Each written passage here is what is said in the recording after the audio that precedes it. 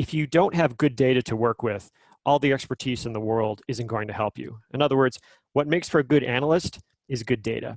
You take the smartest person in the world and you give them no evidence to work with. Imagine Sherlock Holmes with nothing but his mind. That's still pretty formidable, but he's not going to be able to solve the case. He needs evidence in order to figure out what's happening.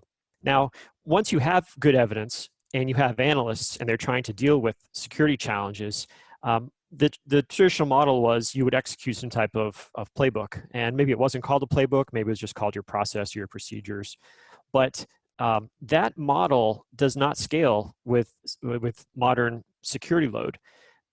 It works to a certain extent, but it is really much smarter if you can integrate some degree of automation into your workflow.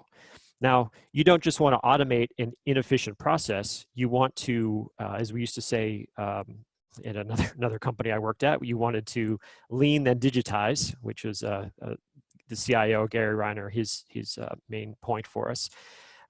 But what you want to be able to do is eventually to create playbooks that get embodied into software. So the software is executing the playbook for you, and the analyst interacts with that software when it is needed and when he or she has to make a decision about what's happening in the environment.